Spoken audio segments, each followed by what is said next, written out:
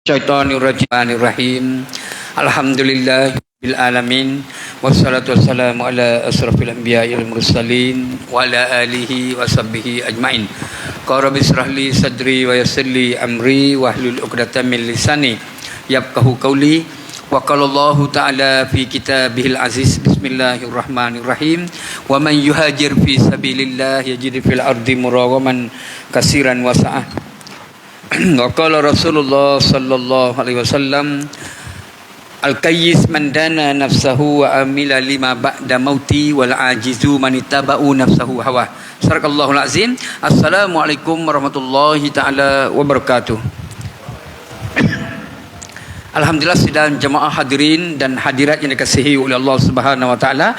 Pada malam ini marilah sama-sama kita bersyukur kepada Allah Subhanahu wa taala, dengan izin Allah kita dapat meneruskan lagi pengajian kita pada malam ini. Semoga kita semua sentiasa diberi kesihatan oleh Allah.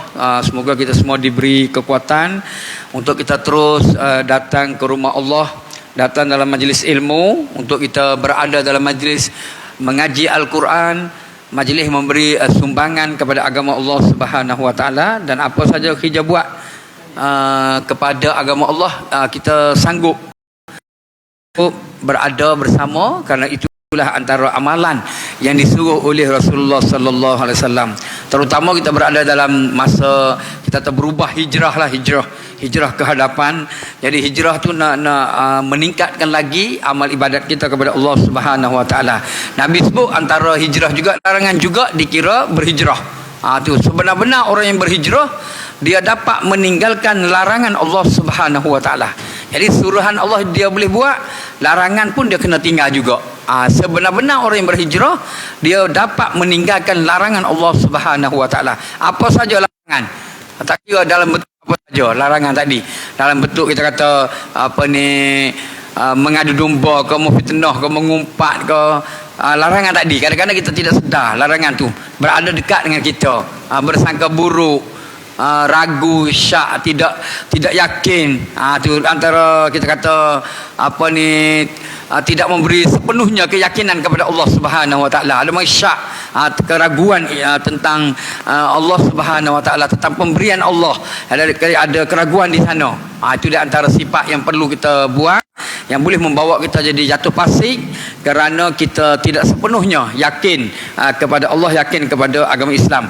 Jadi mudah-mudahan dengan hijrah, masuk tahun baru hijrah, kita boleh berubah sebagaimana lihat sahabat bagaimana kita tengok Abdurrahman bin Auf dalam bab memberi sumbangan kepada agama Allah Subhanahu wa taala. Antara sumbangan Abdurrahman bin Auf, dia memberi sumbangan kepada para syuhada, keluarga para syuhada yang meninggal dunia dalam peperangan Badar. Berapa ramai pengan Badar meninggal, dia cari keluarga tu, dia beri sumbangan, beri duit pampasan kita kata, beri duit sagu hati. Sebab syuhada, keluarga syuhada, dia pergi beri wang sumbangan kepada keluarga. Peperangan Uhud pun sama, peperangan Khandaq pun sama. Orang Islam yang meninggal dunia, keluarga dia tu mendapat duit pampasan daripada Abdurrahman bin Auf.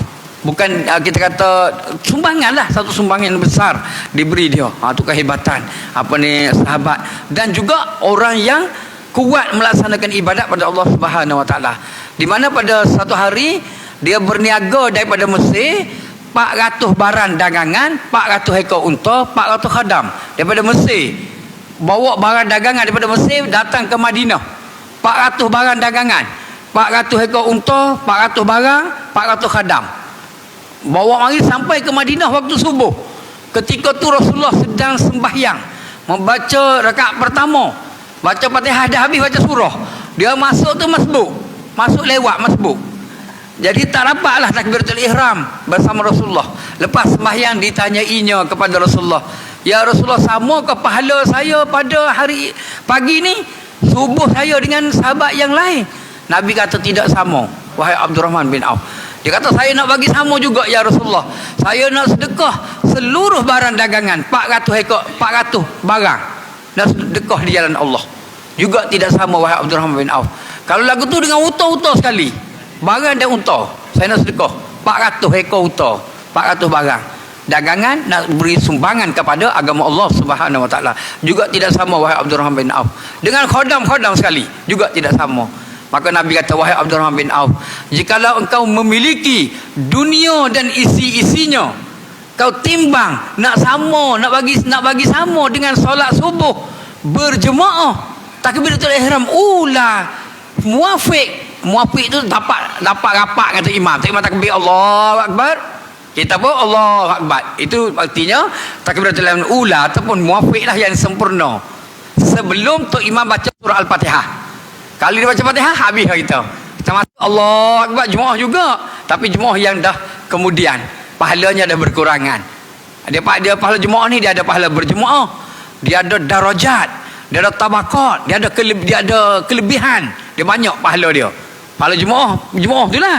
Tapi pahala dari sudut darajat lain, pahala dari sudut kelebihan, kerana dia dapat sembahyang dengan sempurna, dia dapat sembahyang dengan khusyuk lain pula. Dia sembahyang dengan khusyuk lain. Jadi dia sembahyang berjemaah belaka, tapi yang ni sembahyang jemaah dia ingat pada Allah sampai habis. Start pada takbir Allahu akbar sampai beri salam, ingat kepada Allah. Hati dia tak lalai. Ya Allah Tuhanku, Allah Maha Perkasa, Allah Maha Bijaksana, ya Allah Engkau Maha mengetahui. Dalam sembahyang dia ingat, ya Allah ampunilah dosa kami, ya Allah kau beri hidayahlah kepada kami. Allah Rabbi firli warhamni wajburni, kau berilah hidayah kepada kami, ya Allah.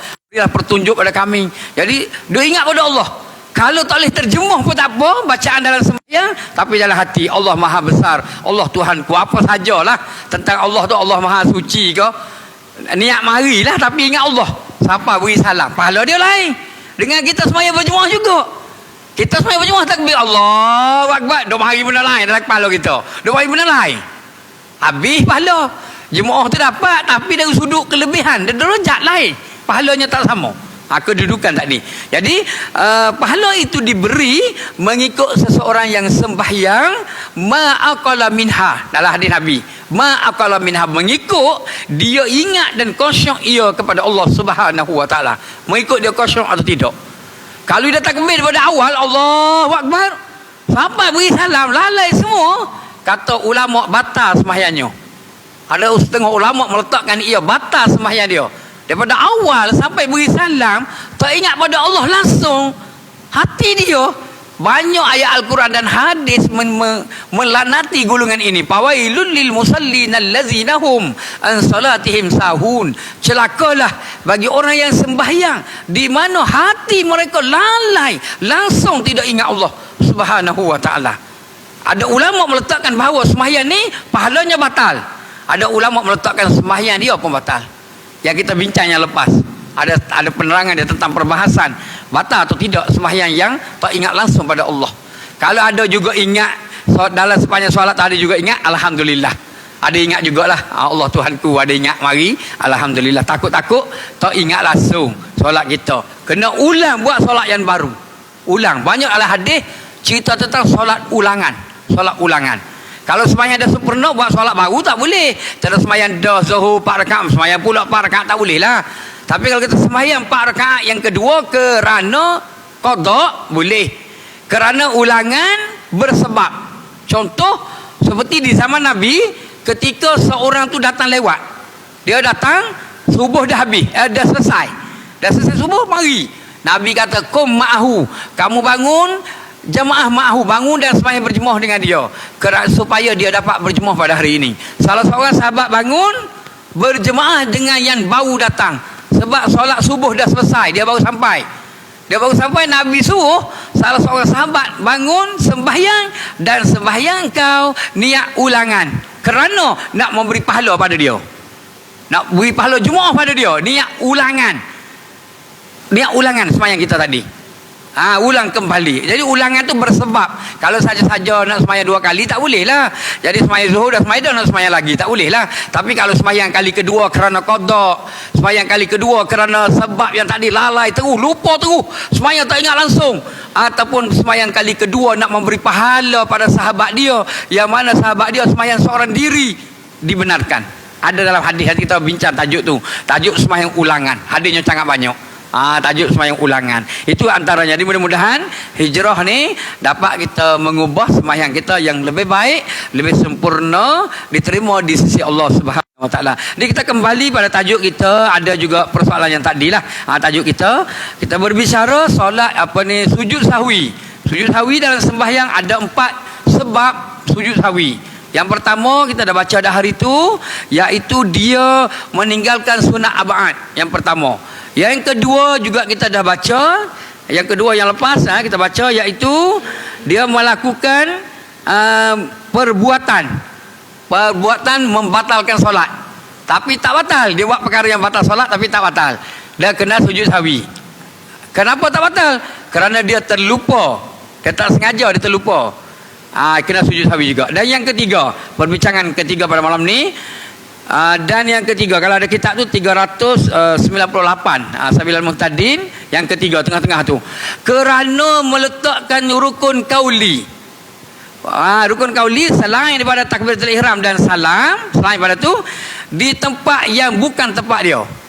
Dia letak rukun kauli bukan di tempat dia. Seperti meletakkan bacaan sunat yang bukan pada tempat dia. Dia letak seperti membaca surah, membaca Al-Fatihah atau surah di dalam rokok, atau dalam i'tidal, atau membaca doa kunut di dalam rokok. Jadi baca bukan tempat dia. Baca surah Al-Fatihah ketika baca At-Tahiyah, bukan tempat dia lah. Baca doa kunut ketika dalam rokok, dia tengah rokok baca doa kunut, bukan tempat dia. Ketika qiyam baca doa kunut, bukan ketika i'tidal, ketika qiyam, ketika rokok, ketika duduk baca tahiyat, dia pergi tukar. Baca tahiyat bawah tu sikit lagi tu, membaca tasyahud. Baca tasyahud dan selawat di dalam rokok. Contoh. Ada contoh lagi depan dia tu. Jadi dia letak bacaan tadi di tempat yang lain, bukan tempat dia. Maka dia kena sujud sahwi. Tapi bacaan tu bacaan yang sunat ab'ad lah, sunat yang rukun, yang sunat ab'ad. Kalau macam yang subhana rabbil azim, yang subhanallah yang kecil-kecil tu tak apalah. Yang sunat biasa tak apa, subhanallah, Allahu akbar, tu tak apalah, sunat kecil. Tapi doa kunut, tahiyat, Fatihah yang besar-besar tu, dia pergi letak bukan tempat dia. Dia kena sujud sahwi. Jadi dia tengah-tengah baca At-Tahiyah tu, ataupun dia tengah-tengah baca surah Al-Fatihah tu, tiba-tiba baca At-Tahiyah. Tiba-tiba baca At-Tahiyah.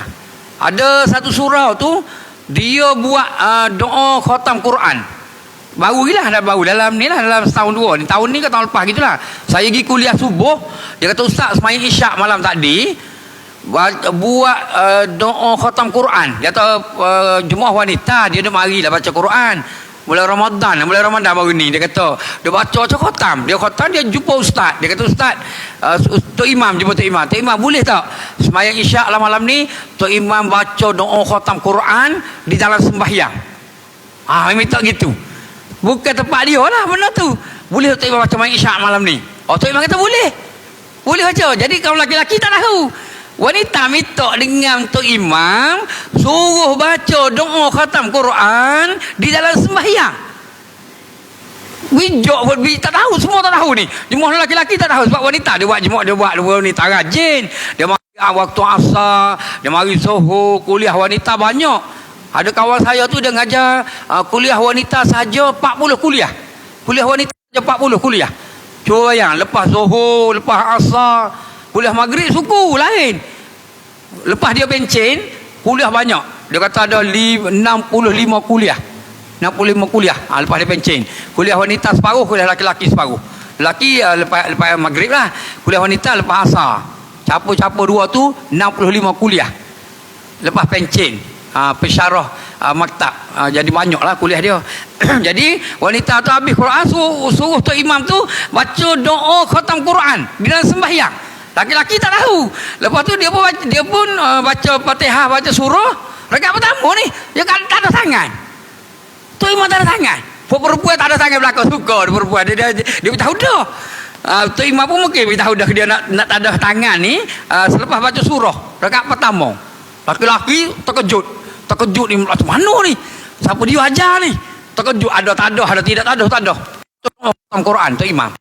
Tak tahulah dia hafal ke, dia tengok dekat telefon ke, tak kira, tapi dia baca. Baca doa khatam Quran tu memang dengar dia baca. Dia baca dengan dia tengok telefon ke, tengok bacaan doa kami pun tak perasan, tapi dia bacalah. Baca sudah tu dia pun rokok, tidak apa semua. Jadi soalan dia kepada saya lepas kuliah subuh, Ustaz semain isyak malam tadi boleh ke tak boleh? Batal ke tak batal? Makruh tak makruh? Kena sujud sawi atau tidak? Oh, payah kata soalan demo ni. Soalan payah ni. Kalau kita ngajar lagu lain, mari lagu lain. Kita ngajar lagu lain, kita ngajar doa kunut, gi baca doa kunut, gi baca dalam rokok, gi baca dalam tahiyat. Doa kunut tu sunat muakkad. Tahiyat awal, gi baca ketika selepas Fatihah baca tahiyat awal. Ataupun Fatihah gi baca ketika tahiyat. Gitu. Jadi kita setuh ni yang melibatkan sunat abad, yang melibatkan rukun kauli yang bergerak yang besar lah. Dia mari pula doa biasa. Payah nak jawab kita. Doa biasa, bukan doa nidok. Boleh dok. Kalau seeloknya tak elok lah, tak boleh lah kata. Kalau dalam bab baca doa, kalau kita belajar tajuk apa tu doa, dia panggil apa ni, doa kunut nazilah. Doa nazilah, ada kunut nazilah. Nabi benarkan membaca doa kunut rokok di rokok i'tidal rakaat terakhir pada setiap solat. Kalau kita nak buat boleh buat. Kita nak baca doa setiap solat 5 waktu, solat fardu ke, solat sunat ke, kita nak buat rakaat yang terakhir. Kita rokok i'tidal, lepas dia tak tengah boleh. Walaupun jarang-jarang, kita nak buat sekali-sekala. Kita nak buat doa apa ni, keselamatan ke, doa keperluan hajat kita ke. Jadi boleh. Syaratnya rakaat yang terakhir. Lepas i'tidal. Nabi pernah melakukan demikian selama 1 bulan di Madinah. Di Madinah selama 1 bulan membaca doa kunut selepas i'tidal pada rakaat yang terakhir pada semua solat 5 waktu. Semua solat 5 waktu. Nabi pernah buat di Madinah. Apa ni, ketika menjadi imam di Masjid Madinah, jadi nak memerlukan satu hajat, nak menolak satu bala, nak ada satu perkara, boleh buat doa kunut nazilah. Doa nazilah dan sebagainya lah. Tapi yang macam tadi tak tahulah. Kata tak buat, nak jawab lah. Sekurang-kurangnya makruh lah pada pandangan saya lah. Sekurang-kurangnya makruh lah. Tapi tak tahulah kalau dia ada hadis lain apa wallahu alam lah. Tapi mengikut ada setengah mazhab, dia baca doa kunut, dia apa ni, belum dia rokok. Ada juga sebelum rokok baca doa, tapi rakaat terakhir lah. Rakaat terakhir sebelum rokok baca doa kunut. Boleh juga, ada juga pandangan mengatakan boleh. Tapi bukan rakaat pertama, rakaat yang terakhir. Kalau sembahyang isyak rakaat keempat, dia buat sebelum dia rokok, dia taruh tangan. Dia baca apa ni, doa kunut. Ada juga apa ni, pandangan dia membenarkan demikian. Tu wallahu alam lah. Itu kena bincang lagi lah untuk tajuk tu. Jadi cuma dalam masyarakat janganlah kita buat. Kalau masyarakat tu tidak memahami tentang hukum tu, tak boleh lah dia panggil menjadi, dia panggil masalah awam. Jaga kemaslahatan awam. Jaga masyarakat kita daripada mereka bercakap, daripada mereka keliru, daripada mereka berbincang di kalangan dia, malam ni macam mana solat kita ni, berbincang. Ada satu masjid tu, ada anak orang tempatan baru balik daripada Mesir, baru balik pada Jordan, anak tahu orang tempatan lah, baru balik. Lepas tu salah seorang tu ada baru balik cuti, salah seorang tu naik jadi imam, salah seorang pelajar luar negara ni jadi imam. Bila dia jadi imam, dia bawa hak negara Arab tu mari. Macam tu ni berlaku betul lah, ada satu masjid tu dia berlaku betul. Jadi dia pun jadi imam. Dia anak tempatan. Sebelum ni dia tak buat macam tu, tapi oleh kerana belajar dekat luar negara Arab, balik terbawa sana macam mana tak tahulah. Takbir Allahu Akbar, baca wajah tu juga dunia batu, bismillah lah, apa ni, alham selalu, tak ada bismillah. Alhamdulillahi Rabbil Alamin, alham selalu. Makmu pelik mana ni, pasal pelik lah.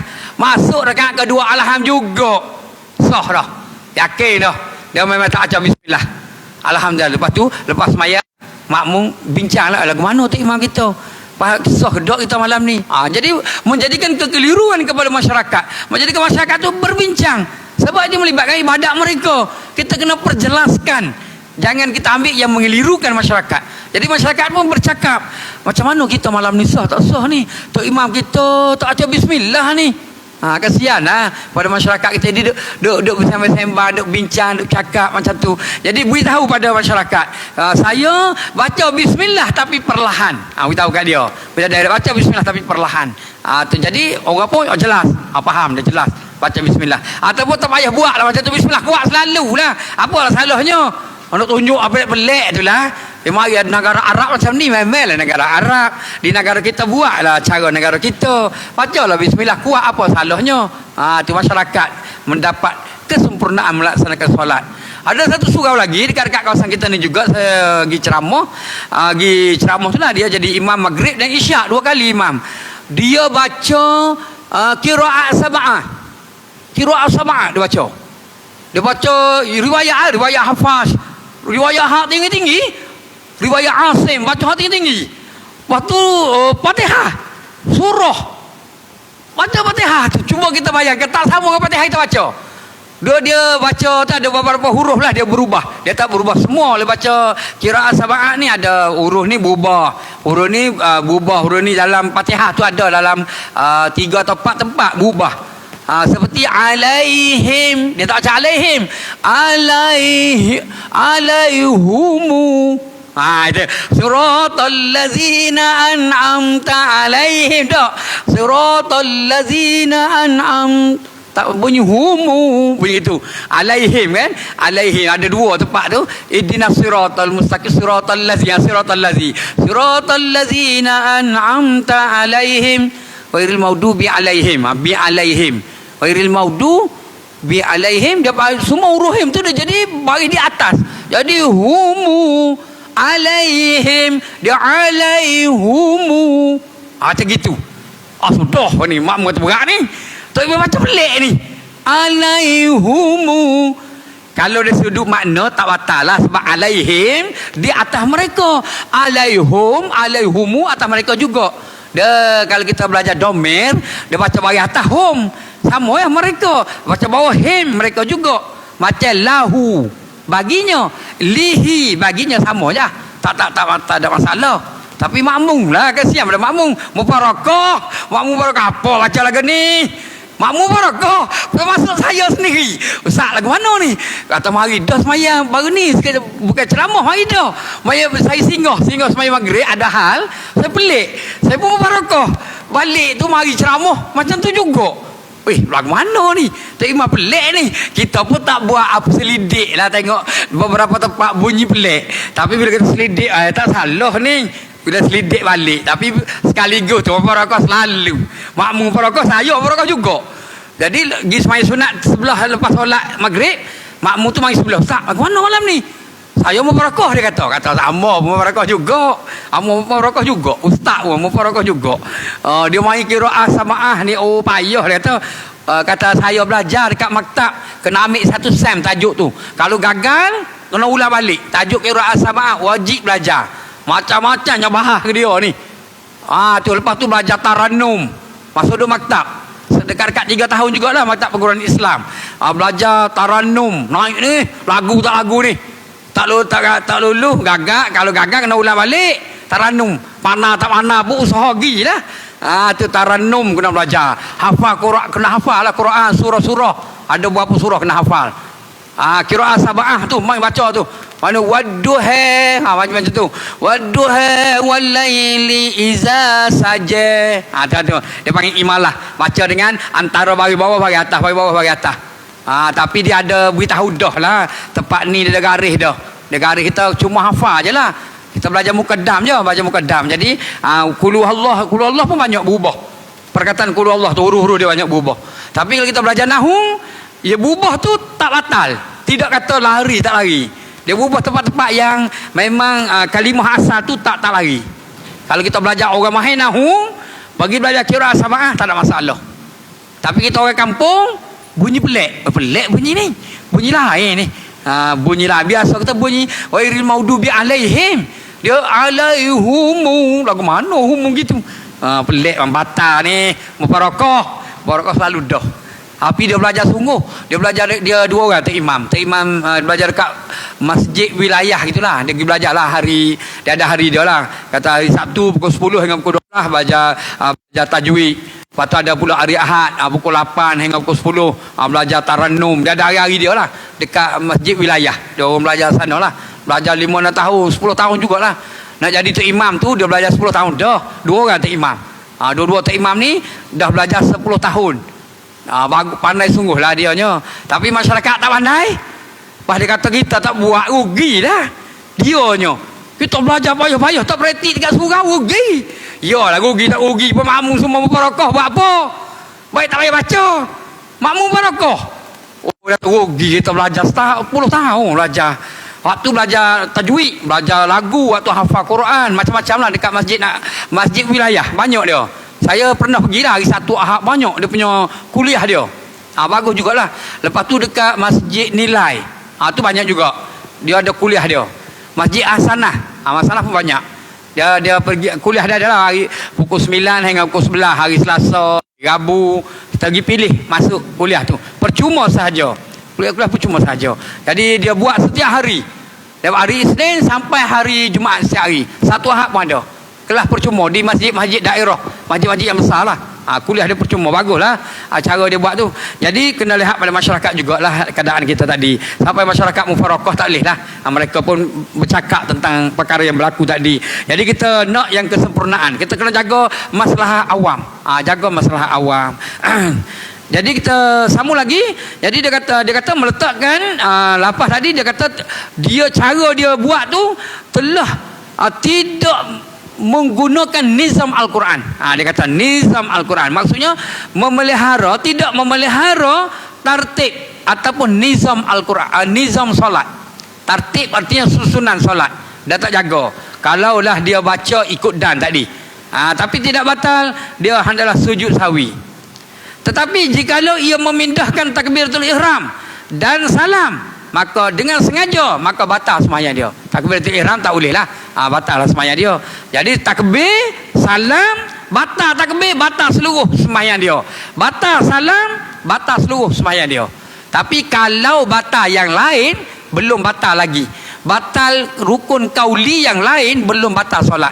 Katakanlah dia batal surah Al-Fatihah, belum batal lagi solat dia. Dia boleh ulang, dia boleh diulang. Tapi kalau batal takbiratul ihram, batal teruslah sembahyang tu. Batal salam, batal terus. Dia takbir tu salah. Tu dia beri salam tu salah. Tapi kalau Fatihah dia salah, tahiyat dia salah, solatnya belum batal. Dia boleh diulang kembali. Dia boleh ditambah lagi rakaat berikutnya. Boleh tambah, dia boleh ulang kembali. Dia tidak batal terus. Dan jika dibaca tasbih, yang semestinya dibaca dalam rokok atau sujud, dapat tasbih, maka ia tidak perlu sujud sahwi. Sujud sahwi atau tidak, dia banyak ulama mengatakan bahawa dia tidak perlu sujud sahwi kerana tasbih tu sunat, tak perlu sujud sahwi tasbih tu. Dan yang keempat, iaitu dia ragu, tertinggal salah satu daripada sunat arba'ah. Dia ragu atau syak atau waswas, seperti tertinggal doa kunut atau tahiyat awal. Dia ragu. Yang tadi yang lepas tinggal terus. Yang ni tak, dia ragu. Dia ragu, tertinggal doa kunut, tertinggal tahiyat awal, tertinggal sunat arba'ah yang lain. Tapi jika ragunya itu melakukan perbuatan yang dilarang dalam sembahyang, seperti kata-kata yang sedikit dengan lupa, yang perbincangan yang lepas lah. Jadi maksudnya dia ada syak atau ragu di dalam solatnya. Tak kira dalam apa saja, dalam bacaannya, dalam rakaatnya, semuanya lah ada ragu. Dia ragu tu artinya syak. Kalau dalam kitab tulis syak, tak tulis ragu, di sini terjemuh ragu. Syak dalam tulis syak. Dia ada syak, dia ada waswas, dia ada zon. Tu antara tiga ni lah yang terkenal lah. Dia syak, dia waswas, dia zon. Dia tengah solat, lepas tu dia mari waswas, mari syak. Tahiyat awal baca ke tak? Amai lagu tu. Tahiyat awal tadi baca ke tak tadi? Dia duduk rakaat yang ketiga. Dia waswas di rakaat yang kedua. Tahiyat awal tu baca ke tak? Main macam tu, baca ke tak aku tahiyat awal ni? Jadi dia duduk di tahap mana? Di tahap syak, tahap waswas, tahap zon. Yang mana dia duduk? Kedudukan dia tadi, baca ke tak baca, baca ke tak baca tu berada di tahap mana? Syak, waswah atau zon. Kadang-kadang dia zon tapi dia tak reti nak letak diri dia. Kadang-kadang dia waswah tapi dia tak tahu waswah ke apa. Kadang-kadang dia syak. Dia syak. Bila syak memang dikira tak ada, tak buat. Dia kata, doa kunut tadi baca ke dok doa kunut. Dia tengah baca tahiyat akhir, nya telitah mari doa kunut baca ke dok. Baca ke dok doa kunut ni. Kalau baca ke dok tu duduk di tahap syak, dikira tak baca. Kalau duduk di tahap waswah, dikira baca. Tahap waswah. Waswah ni 50-50. Syak 30. Zon 70 hingga 80 zon. Dia zon benda tadi. Dia yakin, sikit-sikit yakin. Tu tidak betul-betul yakin, yakin sikit-sikit. Untuk semua perkara, bukan saja dalam bab solat, dalam bab yang lain pun sama juga. Dalam bab bayar hutang, dalam bab keyakinan akidah kita yang mari ragu tentang akidah. Nanti kita belajar depan lagi tajuk kita dengan Allah. Tajuk dalam kitab ni lah. Kita ajar surah lain. Tajuk sakit ada depan lagi. Tajuk orang sakit. Surah lain dia ngajar dah lama. Tajuk dia sampai dia orang sakit. Bab menghadapi kesakitan. Tajuk nanti dalam kitab ni lah. Ada tajuk di depan nanti. Jadi dia pun ragu dengan Allah. Dia masa dia sakit tu, dia ragu dengan Allah. Tu dia kata, jangan ada keraguan syak. Dia syak dengan Allah, dia ragu dengan Allah. Jangan ada sifat tu waswah, ragu, apa semua tu lah syak dengan Allah tu yang ada. Sangka buruk dia panggil. Bersangka buruk dengan Allah. Jadi dia kata Allah ni tak tolong dia. Dalam keadaan dia sakit. Dalam keadaan dia sakit, dia mari. Jadi pada orang sakit, sentiasa kita ajar dia pasal niat pada dia bersangka baik dengan Allah. Sentiasa ajar dia. Panjang sekali tajuk di sana nanti. Ada peluang nanti kita baca tajuk menghadapi kesakitan, menghadapi kematian, menguruskan jenazah. Tu tajuk tu kita sedang ngajar di surau lain. Dah ngajar lama lah, tak habis lagi banyak. Sangat panjang. Sangat panjang dia punya penerangan dia ada di sana. Jadi antara tadi keraguan dan syak tadi. Tu bersangka buruk kepada Allah. Jangan ada pada diri kita. Tak kiralah ketika dia menerima musibah, ketika dia susah. Dalam penerangan di sana tajuk tu.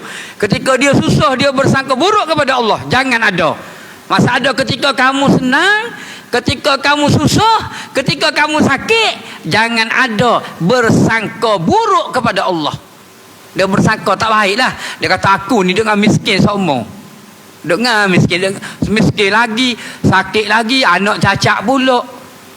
Dia mari lagi tu. Dia mari. Tapi dalam di sana dia cerita tentang kelebihan orang yang tak dapat kekayaan tadi. Yang bersabar tu, lepas tu dapat sakit diri dia, anak cacat pula, kena benda ni pula, berbagai kena. Bagaimana pahala yang Allah SWT beri pada dia, penerangan dia di sana. Tu hebat sekali lah. Sehingga kita mari datangi pada diri kita untuk kita terus bersangka baik kepada Allah Subhanahu Wa Taala. Jadi di sini pun sama. Dia kata bila dia mari waswah, mari syak, kalau mari waswah mengambil kata buat. Buat ada gitulah. Bawa sikit lagi, dan demikian juga jikalau ia ragu tu syak lah dengan rakaat. Dia ragu dengan rakaat. Bawa sikit lagi dengan rakaat, sama ada 3 rakaat atau 4 rakaat sembahyangnya. Tengah-tengah sikit tu. Demikian juga tu bawa sikit baris yang kedua, 2 ambil tengah-tengah. Jikalau ia sembahyang timbul raguan, adakah sembahyangnya itu 3 rakaat atau 4 rakaat? 4 rakaat atau 3 rakaat? 4 rakaat, 3 rakaat. Kalaulah berada di tahap syak, hendaklah ia mengambil 3 rakaat. Ambil 3 rakaat. Tu umpamanya. Dan dia menambah 1 rakaat lagi. Walaupun sembahyangnya dah 4 rakaat. Dia syak, kena ambil 3. Kali dia waswah, ambil 4. Dia waswah 3 ke 4, 3 ke 4. Tu. Kedudukan dia tu macam mana? Waswah kena ambil alik 4. Sebab waswah ni 50-50. Syak tu 30. Jadi perkataan waswah digunakan oleh orang Melayu tidak tepat. Orang Melayu guna waswah tidak tepat. Dia kena guna syak. Bila syak, perkataan tu tak sedap. Perkataan waswah tu sedap. Waswah ni boleh diguna dalam hukum. Diguna dalam akidah. Dalam bab akidah waswah diguna. Dalam bab fiqh waswah tu dikira baik. tahap baik. Tahap yakin tu memang terbaik lah. Zon terbaik lah tu. Berada di tahap waswah bagus lagi. Jangan berada di tahap syak. Syak tu teruk lah. Di syak tu tak kira dalam bab apa pun, syak tu teruk. Jadi kitanya pergi bercakap waswah. Gunalah sabun ini tanpa waswah. Tak kena poin itu. Gunalah sabun ini tanpa waswah. Gunalah roti ini tanpa waswah. Gunalah bedok ini tanpa waswah dalam iklan tu kan. Guna tanpa waswah. Waswah tu comel dah. Dia kena sebut guna tanpa syak. Tak sedap lah pakai tak syak ustaz. Mana ada guna tanpa syak, mana boleh. Tak ada aroma, tak kira. Ni perkataan Islam ni yang telah digezek, diletak dalam kitab, dalam hadis Nabi perkataan ini. Kena ambil perkataan ini. Yang guna waswah. Gunalah tanpa waswah. Maksudnya benar tu apa ni, gunalah tanpa waswah. Maksudnya waswah tu tak elok. Waswah tak elok maksudnya. Gunalah benda ini tanpa waswah. Sembahyanglah tanpa waswah. Buatlah suatu perkara tanpa waswah. Padahal waswah itu 50-50. Yang teruknya syak. Ada lagi bawah pada syak, dia panggil waham. Waham ni 10%. Waham 10%, syak 30%, waswah 50-50. Zon tu berada di 70, yakin 100%. Yakin tu 100%. Kalau kita berada di zon tu bagus dah lah kita zon pada agama, kita zon pada sesuatu perkara yang kita lakukan. Kita zon tu yakin tu agak kuat dah zon. Dalam semualah, semua keyakinan kita kepada Allah Subhanahu Wa Taala. Kalau yakin tu memang bagus lah, yakin terbaik lah yakin. Jadi kalau waswah ni, tapi tak apalah dia guna waswah nak buat macam mana. Dia ada beberapa orang sahabat jumpa saya, dia kata ustaz saya kena penyakit waswah. Penyakit waswah dia kena. Kata kena macam mana? Dia kata bila ambil air sembahyang tu, niat tu tak lama. Niat lama. Ambil sembahyang niat lama. Basuh dekat dahi dia, ambil sembahyang. Jadi saja aku ambil air sembahyang. Lagu tu. Lama dia kata. Lepas tu bila nak takbir lama, Allahu Akbar, aku nak sembahyang pedu zuhur. Allahu Akbar, tak dapat. Dia kata waswah dia. Sebenarnya sebut waswah tu tak betul. Kena sebut syak. Kena sebut dia tu waham macam tu. Tu dia berada di tahap yang teruk. Dengan sebut waswah, tapi tak apa lah, waswah dah jadi perkataan Melayu dah, nak macam mana. Jadi dia kata macam mana ustaz saya waswah kuat. Dia kata kalau dia naik kereta, dia kata kereta saya terpijak bangkai tu dengan sendiri saya waswah jadikan ia bangkai anjing dengan sendiri. Saya naik kereta ustaz nak balik daripada Kuala Lumpur, daripada sini Selangor ni, lepas tu nak balik kampung. Dia kata balik kampung lah dekat Kelantan, Kelantan balik kampung. Lepas tu bila dia mari ke arah Perak tu, lalu kok gerik tu, dia kata terpijak bangkai, banyak binatang sana, kawasan hutan sikit terpijak bangkai. Saya letak anjing. Dia letak waswah lah, anjing gitu. Anjing ke binatang, anjing dia kata. Bila sampai dekat rumah, dia pun sembuh tayar. Bila sembuh tayar, air tu mengalir. Dia kata sudah, air mengalir kena atas simi, habis najis. Murah lazah simi dia. Lepas tu kena di selipar. Sudah. Dia kata air tu mengalir kena di simi. Simi tu kena di selipar dia. Dia pun pakai selipar. Tadi ibu jari dia terkena di air selipar. Dia sudah kena di ibu jari saya pula. Lepas tu dia pun garu di kepala sini pula ustaz. Jaya pun carilah tanah. Saya samuk ni semua perkara dahi saya, dia punya jari saya, jari kaki, selipar, atas seming, dia jakit. Dia kata saya waswah tinggi saat kena, tak tahulah penyakit lagu mana. Dia kaya sedih lah dia terkena. Lepas tu ada orang lain pula kena juga. Lepas tu dalam saya buat laman web dalam Facebook, ada orang telefon, seorang daripada Pulau Pinang, seorang daripada Sabah. Dia kata dia kena waswah yang tinggi. Telefon saya tu, minta nombor saya bagi, dia telefon, dia cikgu. Kata ustaz saya cikgu, duduk Pulau Pinang. Seorang tu saya cikgu duduk Sabah. Telefon saya, memang menangis. Hari-hari dia telefon. Siapa tahap menangis? Waswah dia. Yang dekat Bangi ni 2 orang. Tahap menangis lah, tahap dia menangis. Memang teruk sangat. Dia kata tak tahulah nak buat macam mana ustaz. Tolonglah dia kata. Dia kata masa dia kena waswah tu lah. Dia kata masa dia kecil-kecil dulu, dia duduk dekat tok dia waswah. Tok perempuan. Dia kata dia ambil air dalam telaga, Bila dia turun timba, lepas tu dia was-was, dia macam ngelak tasbih air titik turun. Dia macam ni akak naik timba. Dia kata dia pun berhati tok dia. Berhati terkena pada diri dia. Was-was tok dia tadi. Ambil gini, bila titik je dia ambil yang baru. Dia tak nak guna air yang masuk dalam timba. Dia was-was tinggi tok dia kena kat dia. Sekarang ni lah yang saya cerita tu sekarang ni. Was-was berlaku pada masyarakat di hari ini. Jadi kita bagi laluan pada azan. Waktu yang dipanjang lagi sebenarnya tajuk kita ni.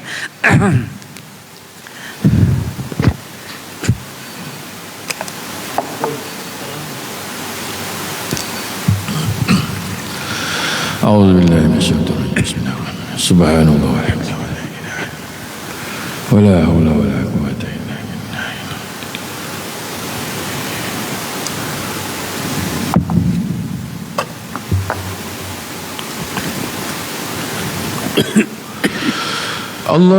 Allahu akbar, Allahu akbar,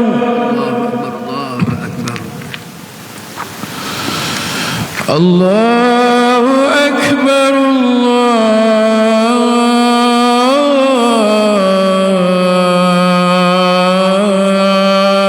Allahu akbar. Asyhadu an la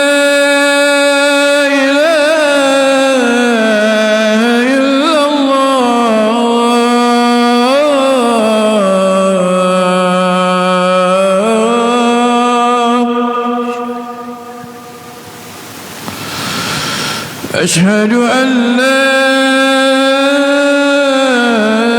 إله إلا الله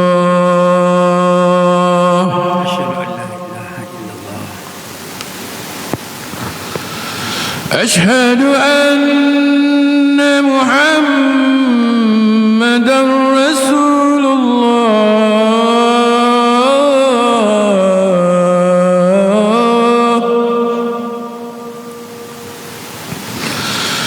أشهد أن محمدا رسول الله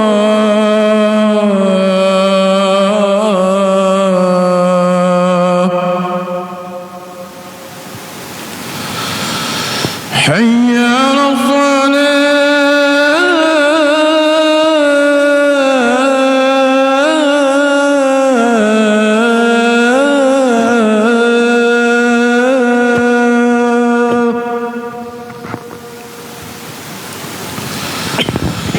حي على الصلاة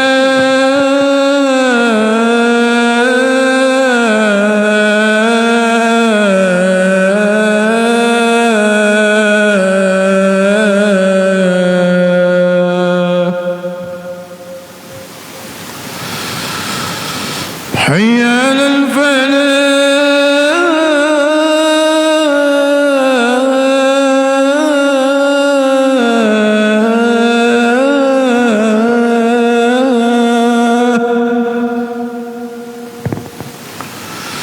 حي على الفلاح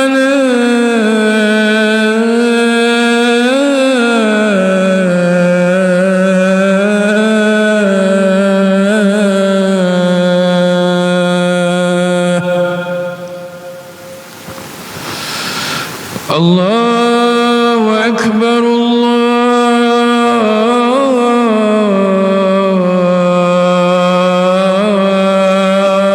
الله أكبر الله أكبر. لا إله إلا الله La ilaha illallah Allahumma rabb hadhihi da'wati tammah was salatil qaimah. Kita sambung sikit lagi dan dia tambah lagi dan bawah tu kita ambil rekaskan lah, bawah kita langkah sikit ke depan. Iaitu umpama orang yang sembahyang 4 rakaat, dia sudahi sembahyang itu dengan 3 rakaat. Jadi sembahyang itu 4 rakaat, dia sudah dengan 3 rakaat. Seperti berlaku kepada Nabi sallallahu alaihi wasallam dengan Zulyadain. Zulyadain ni ada tu dia dalam ni kitab ni dia tak bawa. Kalau kita tengok Jawi ada. Nabi sembahyang Zuhur 4 rakaat, tapi Nabi sembahyang 3 rakaat. Sembahyang Zuhur 3 rakaat. Jadi Nabi sembahyang tu seorang sahabat nama Zulyadain. Dia datang, dia kata, ya Rasulullah, sembahyang Zuhur 3 rakaat. Nabi kata, ya ke? Dia kata, ya. Jadi dialog dia dengan Nabi sebanyak 6 patah perkataan. 6 patah perkataan. Nabi pun bangun berdiri. Zulyadain kata, kami pun semua bangun. Tambah 1 rakaat. Tambah 1 rakaat saja. Lepas sembahyang, Nabi sujud sawi sebelum salam. Nabi sujud sawi. Lepas tu Nabi beritahu, lepas sembahyang Nabi beritahu. Nabi kata, itulah cara apabila seseorang sembahyang tak cukup rakaat. Dia sembahyang Zuhur 4 rakaat, tapi dia sembahyang 3 saja. Dia beri salam, dah habis, dah selesai dah. Dia boleh tambah lagi 1 rakaat, walaupun dia dah beri salam. Kalau dia bercakap 6 patah perkataan. Kalau dia dah berwirid, sedikit berwirid. Jadi boleh tambah. Sebab sembahyang belum selesai. Sembahyang 4 rakaat, tapi dia sembahyang 3 rakaat, dia beri salam. Beri salam, maka berlaku di zaman Nabi. Nabi dialog dengan Zulyadain 6 patah perkataan. Kemudian Nabi tambah 1 rakaat. Sujud sawi dan Nabi beri salam. Nabi beritahu, itulah cara apabila sembahyang kita beri salam sebelum selesai. Jangan buat sembahyang yang baru. Jadi lepas beri salam semua, sembahyang tu tak cukup, bangun buat sembahyang yang baru. Rugilah. Sepatutnya yang sempurnanya sembahyang 1 rakaat. Tapi kalau dah jarak, tak boleh lah. Dah wirid apa semua dah jarak dah. Bau perasan, sembahyang tu tak cukup, tambah kena buat sembahyang yang baru lah. Buat yang baru. Jadi lepas beri salam tu tambah. Seperti berlaku dengan Nabi dengan Zulyadain, di mana Nabi sembahyang Zuhur 3 rakaat. Sembahyang Zuhur 3 rakaat, dan lepas solat Zulyadain beritahu Nabi, lepas tu Nabi pun tambah lagi 1 rakaat saja. Tapi kalau tak cukup tu sampai 2 rakaat, 2 rakaat ada berlaku sembahyang Isyak. Ada dekat sekolah saya sembahyang Isyak 2 rakaat. Sembahyang Isyak patutnya 4 rakaat. Sembahyang Isyak bulan Ramadan. Jadi bulan Ramadan kita buat sunat tarawih, apa semua kita jemput tu imam masjid dekat sekolah. Tu imam tu datang. Jadi tu imam masjid dekat sekolah, jadi pelajar pun datang. Sembahyang Isyak, lepas tu sembahyang tarawih. Jadi azan apa semua lah seperti di masjid. Dia jadi tu imam, semua jemaah dengan dia ni. Tu imam daerah dah ni. Dia terlupa lah. Jadi saat masuk rakaat yang kedua, dia tayak akhir. Rakaat yang kedua tayak akhir. Tayak akhir, baca tayak akhir. Tak ada orang tegur, seorang pun tak tegur. Di sekolah saya, kebetulan malam tu saya pergi ceramah surau dekat situ. Saya tak join majlis tu. Saya pergi ceramah dekat surau lain. Lepas ceramah nak mari dah kembali. Cadangnya macam tu. Nak mari sertai solat tarawih, mari sertai solat witir, mari tazkirah lepas sembahyang Isyak lah. Lepas sembahyang tarawih lah. Tapi saya pergi solat di surau dekat sekitar tu. Saya tak ada dalam majlis tu. Jadi dia kata, Tok Imam sembahyang Isyak 2 rakaat. Sepatut 4 rakaat, maya 2. Lepas tu Tok Imam beri salam. Makmum semua beri salam. Makmum pelajar lah. Adalah cikgu sikit, adalah keraning gitu. Pelajar tingkatan 1 sampai tingkatan 5 lah. Pelajar laki-laki, perempuan pun ada yang datang tu. Jadi beri salam. Semua pelajar beri salam. Lepas tu wirid pula dia, subhanallah, subhanallah, imam. Baca doa pula. Makmum baca doa belakang. Tak baca doa. Tak ada siapa tegur. Tak tegur dia. Lepas sembahyang dah habis semua, nak sembahyang sunat, ada kerani seorang, dia datang, dia kata, Tok Imam, sembahyang Isyak tadi 2 rakaat. Dia kata, ya ke? Ya, Tok Imam 2 tadi. Dia kata, kalau 2 kena buat baru. Tok Imam beritahu kena buat sembahyang baru lah, dia kata. Sembahyang tadi 2 tak boleh, dia kata. Budak kata, mana boleh, dah sembahyang dah. Wih salah doa belakang dah. Jadi ingat tu lah. Dia beritahu kata tak sah ni 2. Kenapa tak cakap? Oh, dia kata kita ingat rekah malam ni. Mujur lah kita. Budak-budak seronok dia. Pandai tak tegur pun. Tok Imam beri salam belakang buat dia. Lepas tu macam doa juga. Kerani beritahu, ni sembahyang Isyak macam mana 2 rakaat? Ya ke? 4 dah ke? 2 Tok Imam. Lepas tu tanya-tanya sebelah-sebelah tu 2. Kita buat sembahyang baru. Budak-budak kata, mana boleh? Mayat dah. Wih salam dah, doa dah.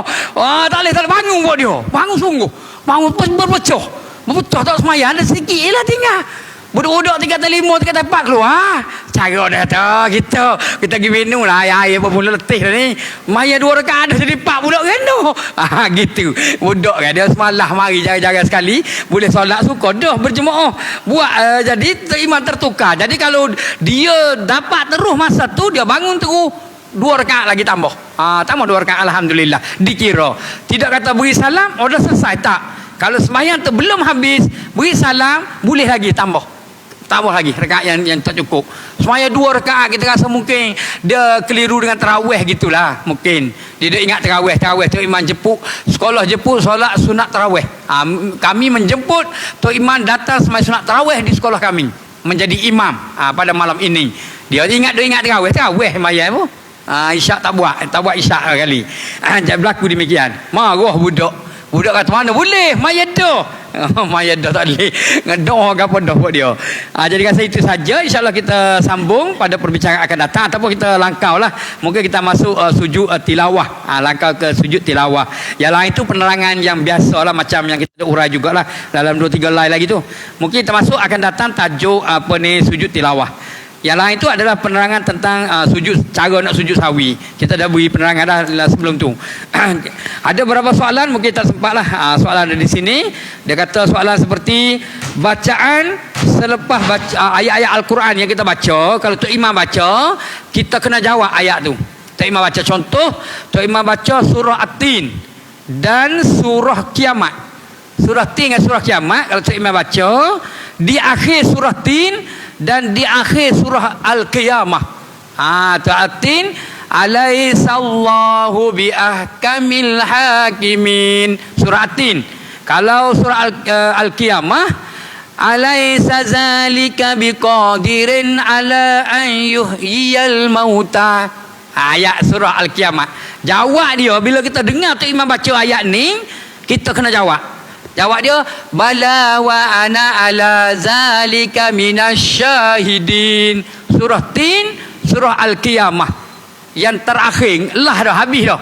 Bila dah habis surah tu, habis baca surah At-Tin, Tok Imam duduk diam, makmum, Tok Imam semua kena jawab. Bala wa ana ala zalika minasyahidin. Surah Al-Qiyamah pun sama. Tok Imam baca surah Kiamah, habis dah, akhir lah dah. Alaisa zalika biqadirin ala an yuhyiyal mauta. Kita pun jawab, bala wa ana ala zalika minasyahidin. Sebab ayat ni ayat pertanyaan.